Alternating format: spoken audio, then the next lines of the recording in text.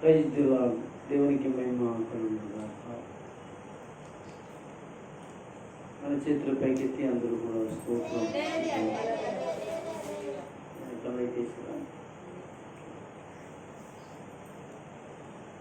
క్రీస్తునందు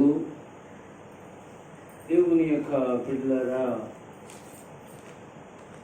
ఈరోజు మధ్యాహ్న కాలమందు ఆయన సన్నిధిలో మనందరం కూడా ఇలాగ కూడుకుని ఆరాధించి ప్రభుని స్తుతించి పాటల ద్వారా ఆయన కనపరిచి ఆయనను ఆరాధించడానికి దేవుడు మనకిచ్చిన ఈ చక్కటి సమయమును బట్టి లేక సహాయమును బట్టి ఆయన సన్నిధిలో మనమందరం కూడా ఆయనను గణపరిచి ఆయన ఆరాధించడానికి ఆయన ఇచ్చిన సమయాన్ని మనము పాడు చేసుకోకుండా ప్రభువుని గణపరిచే భాగ్యం మనకి ఇచ్చినందుకు మరొక్కసారి రెండు చేతులు పైకెత్తి స్తోత్రం చెప్తాం. హల్లెలూయా, హల్లెలూయా. క్రీస్తునందు దేవుని బిడ్డలారా, ఈ సమయంలో దేవుని వాక్యము వినడానికి వచ్చిన మీ అందరినీ దేవుడు వాక్యం ద్వారా దర్శించును గాక. ప్రియమైన దేవుని బిడ్డలారా, ఈరోజు అంశం నీకు తెలుసా యేసు ఎవరో? నీకు తెలుసా యేసు ఎవరో, లేక యేసు ఎవరో తెలుసా అని కూడా మనం చెప్పుకోవచ్చు. అయితే నీకు తెలుసా యేసు ఎవరో అనేటువంటి అంశం మీద ఈ మధ్యాహ్న కాలం ముందు దేవుడు మనతో మాట్లాడిన మాటలు చాలా శ్రద్ధగా వినడానికి మనం సిద్ధపడదాం. మీరు జాగ్రత్తగా కొద్ది సమయం మీరు ఆయన సన్నిధిలో కూడి ఆయన మాటలు వినాలని మీకు నేను తెలియజేస్తూ ప్రభు యొక్క లేఖన వాక్యం నుంచి మనం కొన్ని సంగతులను తెలుసుకుందాం. బైబిల్ గ్రంథం నుంచి మార్కు రాసిన సువార్త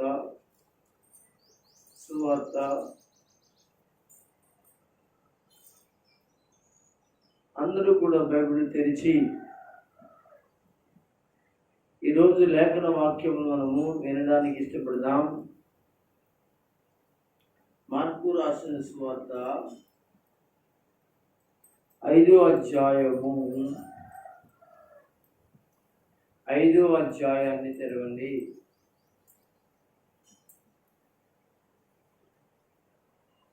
25వ వచనాన్ని మనం చదువుకున్నాం. కొంచెం గట్టిగా చదువమ్మా. 12 ఏండ్ల నుండి రక్తస్రావం రోగము కలిగిన ఒక స్త్రీ ఉండెను. ఆమె అనేక వైద్యుల చేత ఎన్నో తిప్పుల పడి చాలు. మీరు గమనించండి, నీకు తెలుసా యేసు ఎవరో అనేటువంటి అంశం మీద ఈ రోజున కొన్ని సంగతులు మీ మధ్యన పరిశుద్ధాత్మ దేవుడు మాట్లాడడానికి ఇష్టపడుతున్నాడు. ఇక్కడ ఎంతమంది ఉన్నారు? ఎన్ని వందల మంది ఉన్నారు? 10ల సంఖ్యలో ఉన్నారా? 100ల సంఖ్యలో ఉన్నారా? 1000 సంఖ్యలో ఉన్నారా అని కాదు. పరిశుద్ధాత్ముడు ఎవరితోటైనా మాట్లాడతాడు. 10ల సంఖ్యలో ఉన్న వాళ్ళతో మాట్లాడతాడు. 1000 ప్రజల నుండి వారితో కూడా మాట్లాడతాడు. కానీ మాట్లాడేది స్వరము దేవుని స్వరం అని మనం గ్రహించాలి. ప్రియులారా, గమనించండి, ఇది యేసు ప్రభు వారు జీవించినటువంటి కాలంలో జరిగినది ఒక చక్కటి సందర్భం.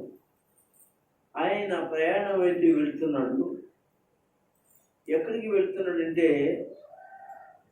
ఒక యవనస్తురాలు సావసిద్ధమైనదని, చనిపోవడానికి ఆమె సిద్ధంగా ఉందని, బాగు చేయమని బ్రతిమలాడుకోవడం జరిగింది యేసు ప్రభువుని. అప్పుడు ఆయన ఏం చేశాడంటే తన శిష్యు బృందాన్ని తీసుకుని, అలాగే అనేక జనములతో ఆయన వెళుతూ ఉండగా ఆయన మార్గం మధ్యలో ఒక స్త్రీ అతనికి మరి కనపడినట్లు మనము 25 వచనం నుంచి 34 వచనం వరకు కూడా మనం చదువుకుంటే మనకి తెలుస్తుంది. ఇంకా అనేక విషయాలు ఇందులో మనకి అర్థమవుతుంది. ఏంటి అని అంటే, యేసు ఎవరో అనేది చాలామందికి ఈ లోకంలో తెలుసుండి కూడా ఈ రోజున ప్రశ్నిస్తున్నారు. అయితే బైబిల్ మనకి ఏం సమాధానం ఇస్తూ ఉంది? మనకు అది కావాలి. ఏమని సమాధానం ఇస్తుంది అంటే, ఆయన మంచి వైద్యుడు అని సమాధానం ఇస్తుంది. ఆయన ఎవరంట? మంచి వైద్యుడు లేక డాక్టర్ అని చెప్తూ ఉంది. ఎందుకు బైబిల్ ఆ విధంగా సాక్ష్యం ఇస్తుందంటే, బైబిల్లో అనేక మంది వ్యాధిగ్రస్తులను, అనారోగ్య పరిస్థితుల్లో ఉన్న వాళ్ళందరినీ కూడా యేసుక్రీస్తు ప్రభువారు ఆయన ఒక వైద్యుడిలాగా, ఒక డాక్టర్ లాగా వారి రోగములన్నింటినీ కూడా ప్రార్థన ద్వారా ఆయన స్వస్థత కలిగించి బాగు చేశారని మనకి అర్థమవుతుంది బైబిల్ గ్రంథాన్ని బట్టి. ప్రియులారా, ఈరోజు మంచి వైద్యుడు యేసు ఎవరు అని అంటే మంచి వైద్యుడు. ఇక్కడ మనం ఒక లేఖనం మనం చదువుకున్నాం. ఏమిటి అంటే, ఈ లోకంలో ఎక్కడ చూసినా భయంకరమైన రోగాలు, భయంకరమైన జబ్బులు,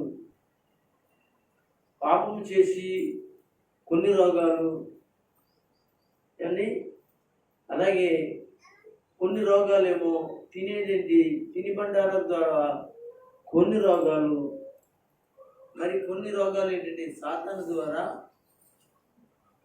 వచ్చినట్టు రోగాలు. ఇలాగ ఎక్కడ చూసినా రోగాలు అనేవి మనకి కనబడతాయి.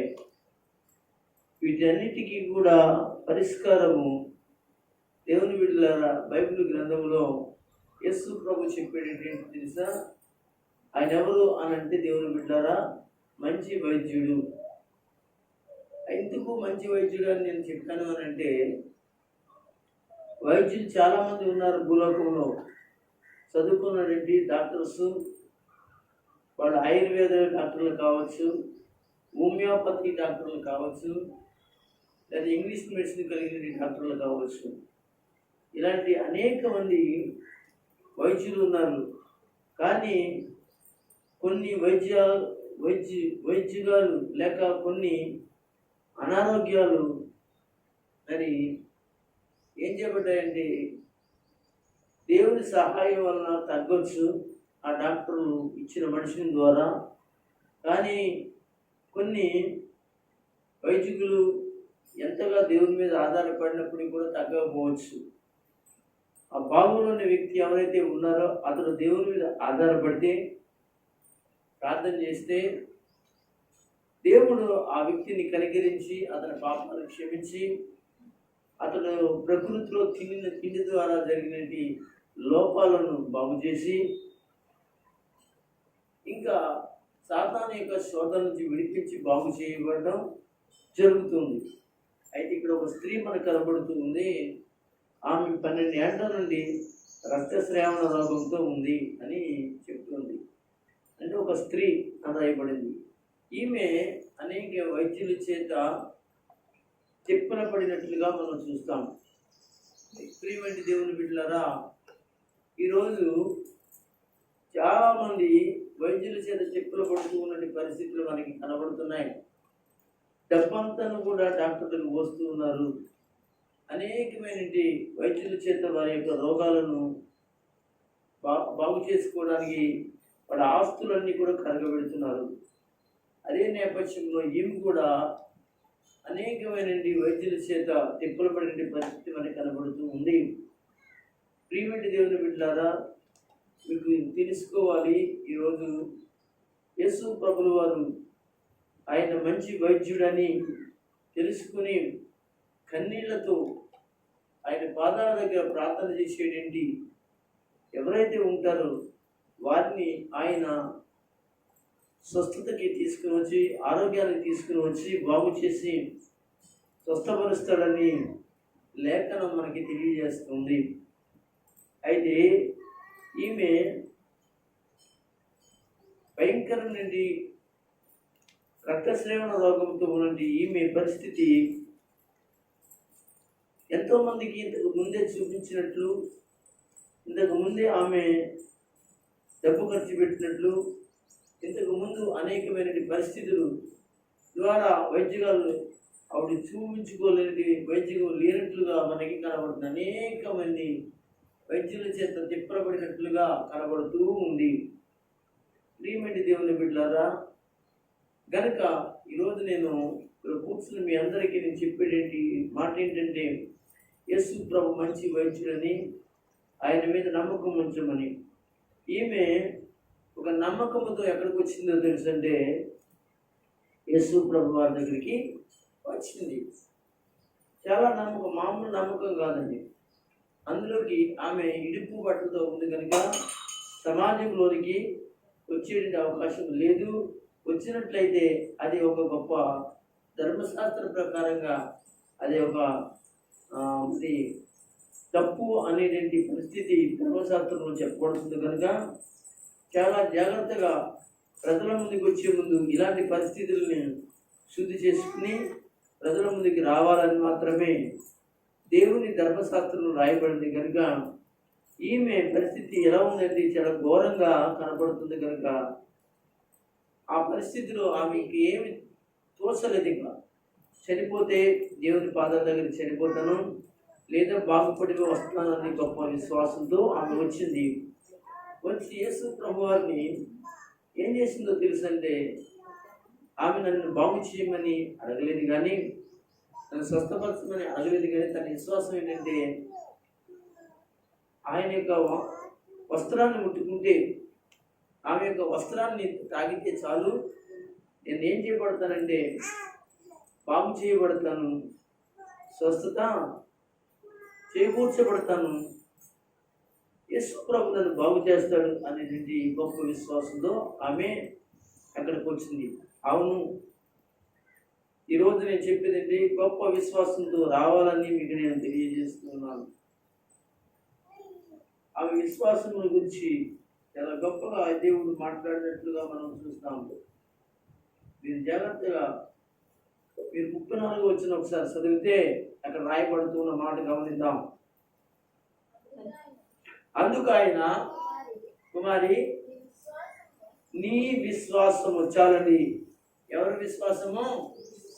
నీ విశ్వాసము. అవును, ఇక్కడ కూర్చున్న మీ విశ్వాసము లేక ఇక్కడ ఉన్నది మన విశ్వాసం ఎలా ఉంది అనేది ప్రశ్న మనం వేసుకోవాలి. నీ విశ్వాసం, నీకు ఏదైనా కార్యం జరగాలి అని అంటే, ఏదైనా కార్యం నీ జీవితంలో జరగాలని నువ్వు నమ్మితే మాత్రం యేసు ప్రభు చెప్పేది ఏంటో తెలుసండి, యేసు ఎవరు అనే విషయాన్ని నువ్వు తెలుసుకున్నప్పుడు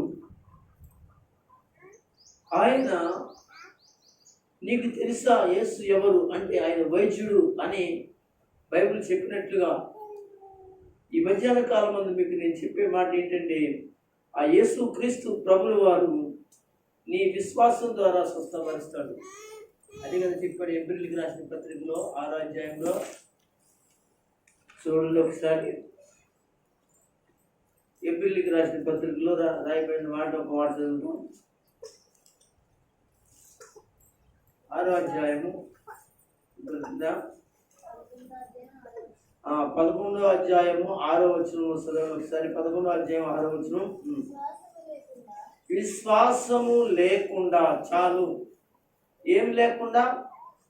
విశ్వాసము లేకుండా. విశ్వాసం ఉండాలి. విశ్వాసం అనేది లోపల నీకు అద్భుతమైన క్రియ చేస్తుంది.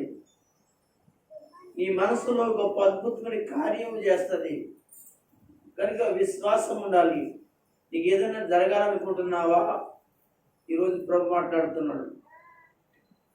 ఒక ఆరోగ్యమే కాదు, ఇంకేదన్నా జరగాలనుకుంటున్నావా?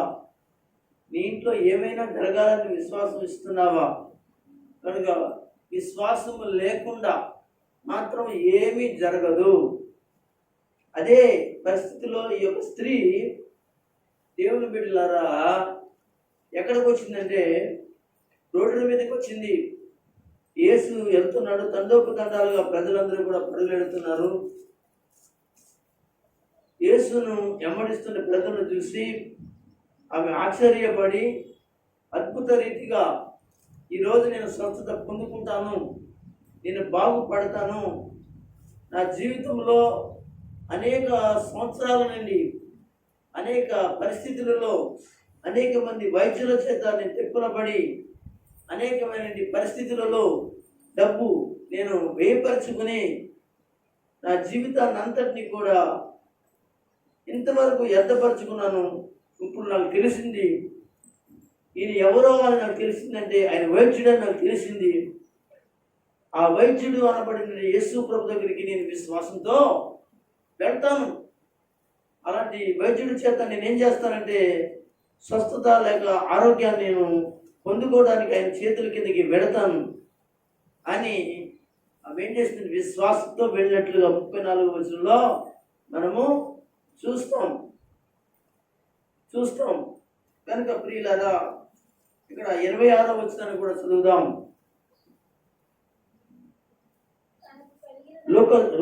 మార్కు రాసిన వార్త 25వ అధ్యాయము 25 చదువుకున్న 26 చదవండి. తనకు కలిగినది అంతయు వింటున్నారా? అంటే ఈవిడ ఎవరనుకోవాలి అంటే మనము ఒక ధనవంతురాలు, డబ్బు కలిగిన వ్యక్తిగా మనము తెలుసుకోవాలి. అవును, ఆమెకి కలిగినది అంతయు. దేవుని బిడ్డలారా, చూడండి, ఈ రోజున మనకి కలిగినది అంతయు కూడా డాక్టర్లకి దారపోస్తాం కదా. ఎంత చెప్పండి కదండి? మనకి కలిగింది దేనికో దారపోస్తాం.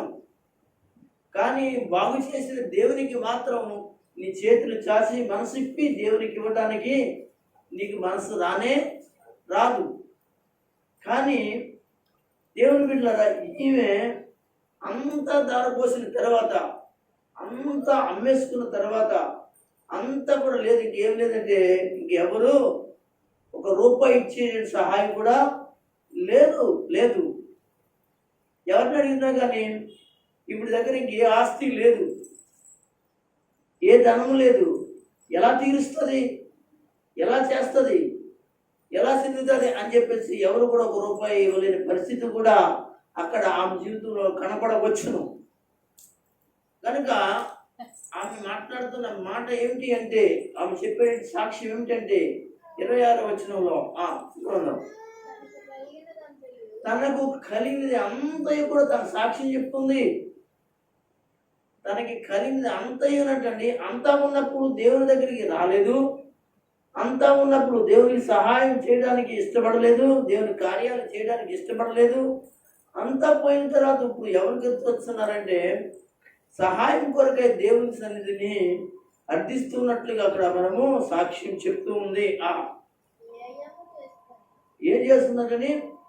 అనవసరముగా పాడు చేసుకుందటండి.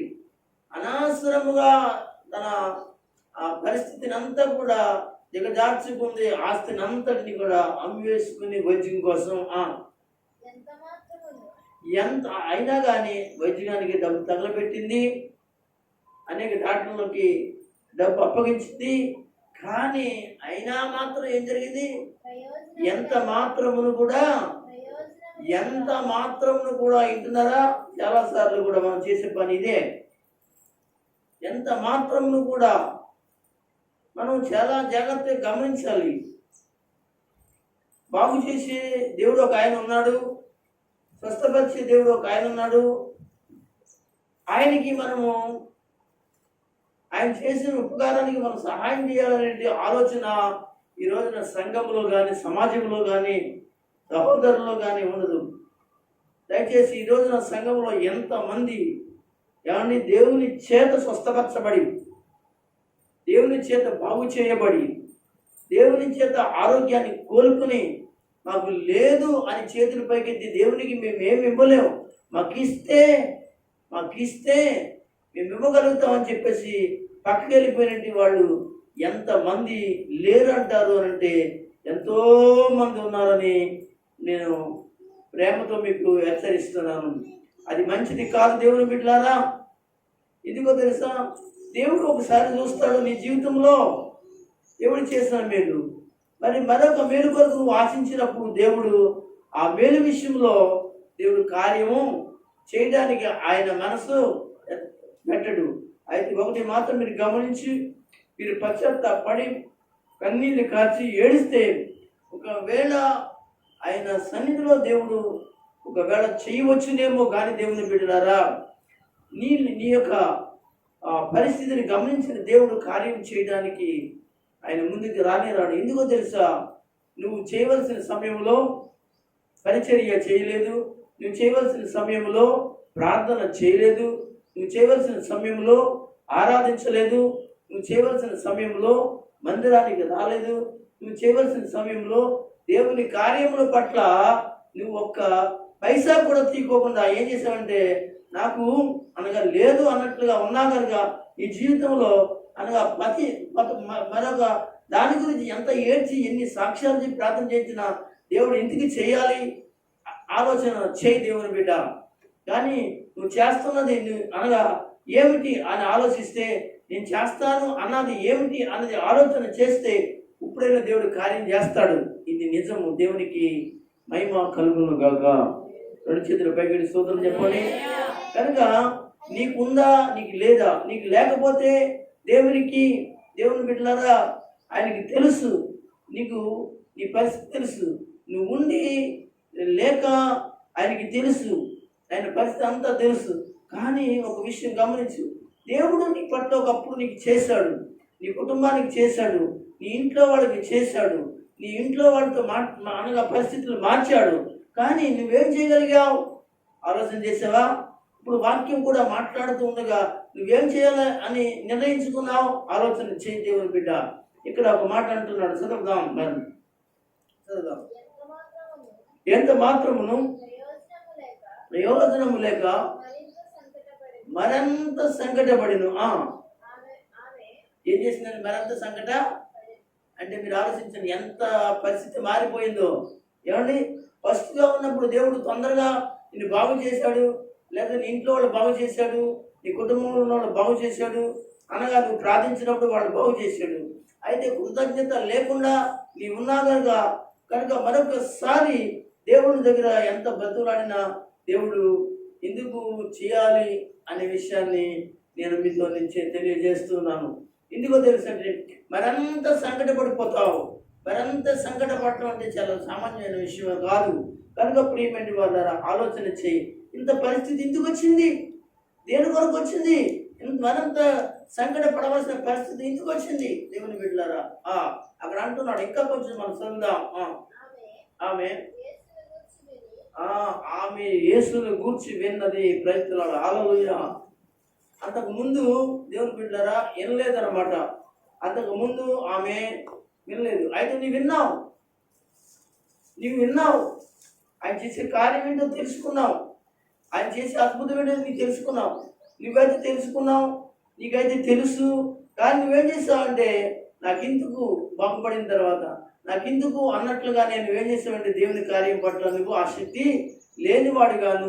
లేనిదానిగాను నీ జీవితంలో కనబడుతూ ఉంటే మరింత సంకటపడినప్పుడు దేవుడు ఎందుకు చేయాలి దేవుని బిడ్డలారా ఆలోచన చేయండి. మీ యొక్క జ్ఞానానికి అప్పగించేస్తున్నాను ఈ విషయాన్ని.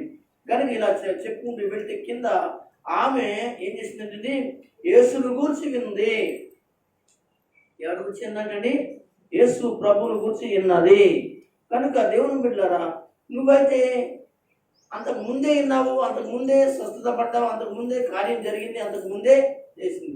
అయితే దేవుడు ఆయన చేసిన కార్యానికి నువ్వు కృతజ్ఞతలుగా లేవు, కృతజ్ఞతరాలుగా లేవు అనే విషయాన్ని ప్రభు పేరిట పరిశుద్ధాత్ముడు జ్ఞాపకం చేస్తూ ఉన్నాడు. కిందకి ఇంకా కొంచెం వెళ్దాం.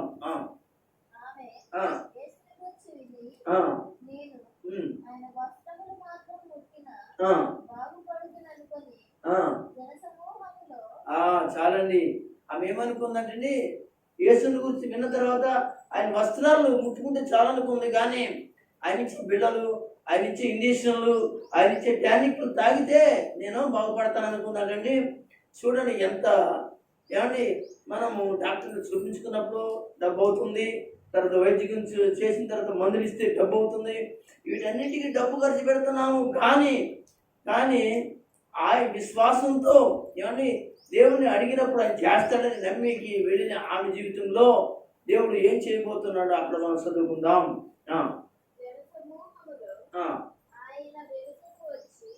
ఆమె వెనుకకు వచ్చి అక్కడ ఆమె ఎలాగొచ్చిందంటే ముందుకు రాలేకపోతుంది.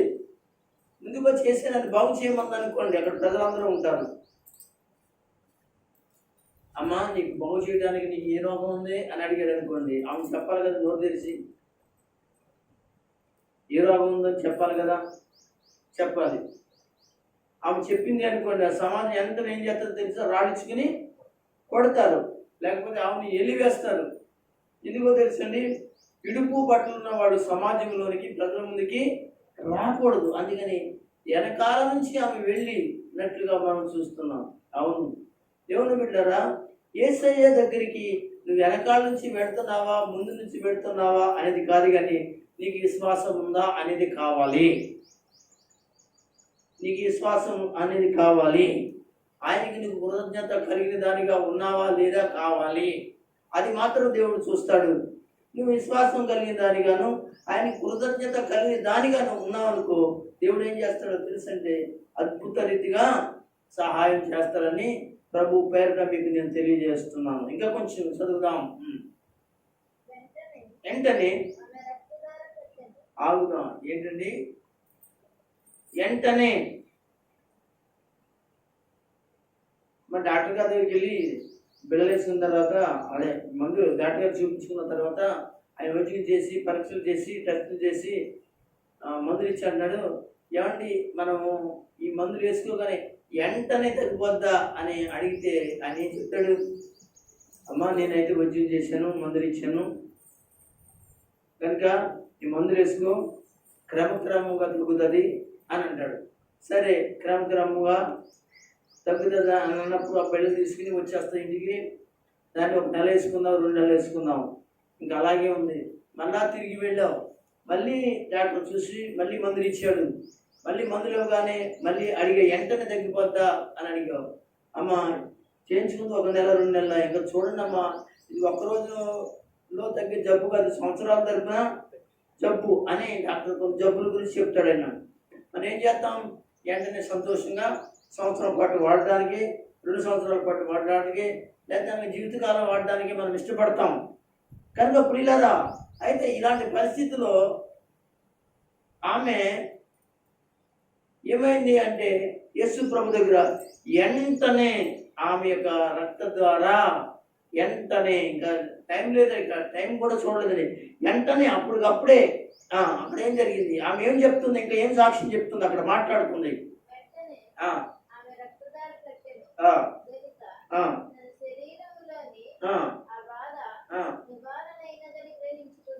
ఆమె యొక్క వెంటనే తన శరీరంలో నుండి బాధ అంతా కూడా ఏమైపోయిందంటే సమాధానకరంగా వచ్చేసింది అన్నమాట. చాలా అద్భుతమైన విషయం. ఒకసారి చేతులు పైకెట్టి స్తోత్రం చెప్పండి, గట్టిగా చెప్పండి.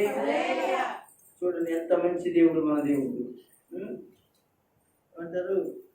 చదువుతున్నాం అక్కడ.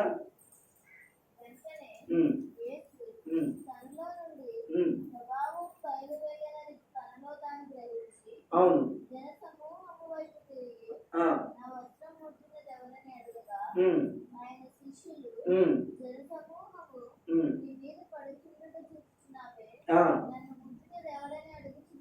చూడండి, ఈయన అర్థమైపోయింది, ఆయన తెలుసు. ఎందుకంటే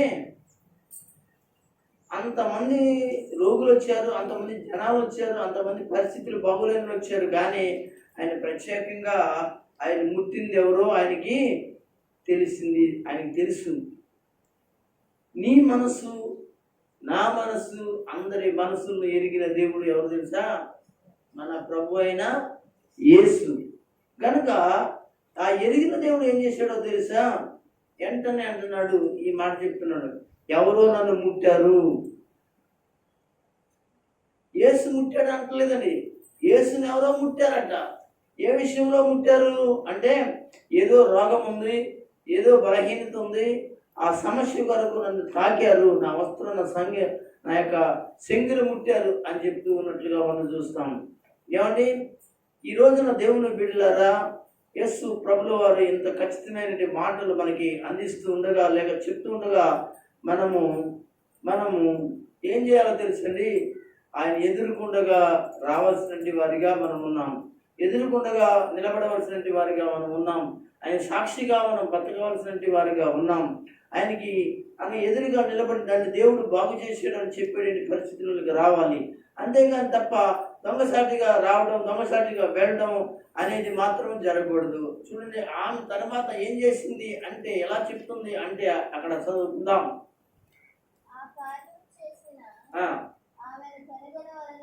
ఆ కార్యం చేసిన ఆమెని కనుగొన్న వలనని. అందరూ కూడా ఒకసారి స్తోత్రం చెప్పండి.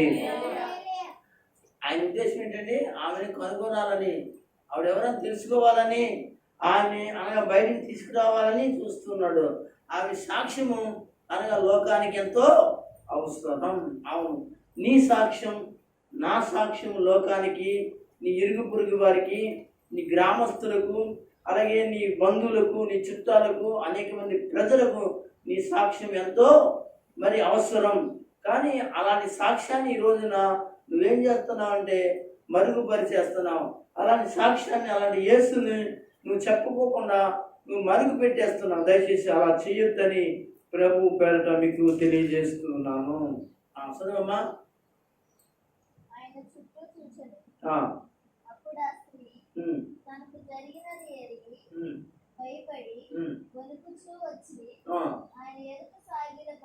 చూడండి, ఆమె ఆయన ఎదుటికి రావడమే కాకుండా వణుకుచు, ఏంటని భయపడుచు, వణుకుతుందండి.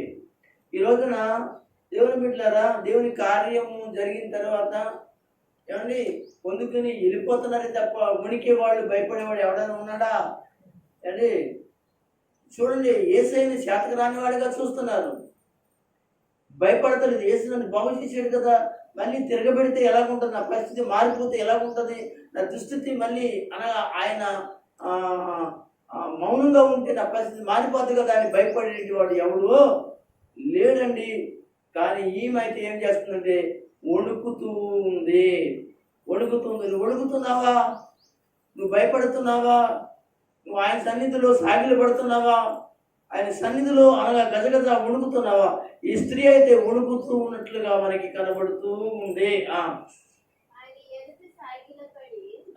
సాగిలపడడం అంటే ఆరాధించడం అండి.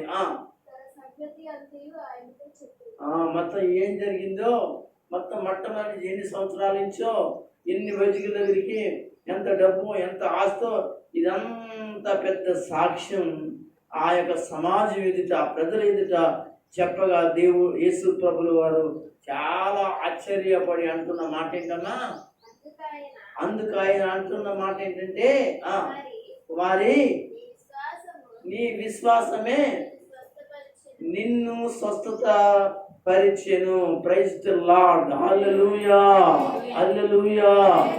కనుక దేవుని వాక్యం మనకి సెలవిస్తుంది. అందుకే ఇందాక ఎబ్రియులకు రాసిన పత్రికల 11వ అధ్యాయము 6వ వచనంలో, విశ్వాసము లేకుండా దేవునికి ఇష్టడైనట చదువుదాం. ఆ మాట చదువు ముగించుకుందాం.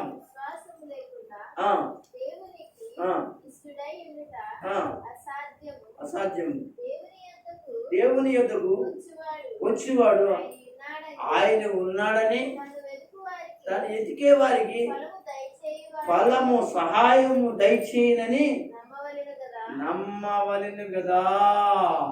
నమ్మవలనే కదా, అంటే విశ్వాసం ఉంచవలనే కదా. వింటున్నారా? ఈ మధ్యాహ్న కాలంలో ముగిస్తున్నది నేను నీ జీవితంలో మీ జీవితంలో యేసు చేసే కార్యము దేవుని బిడ్డలారా ఆలోచించండి. నీకు తెలుసా ఈ యేసు ఎవరు? ఏమండి, ఈ విషయాన్ని నేను ఇంకా చాలా విషయాలు మాట్లాడతాను, తర్వాత రోజుల్లో మాట్లాడతాను. నేను ఒక్కొక్క విషయాన్ని నేను చెప్తాను, మంగళవారం మాట్లాడతాను.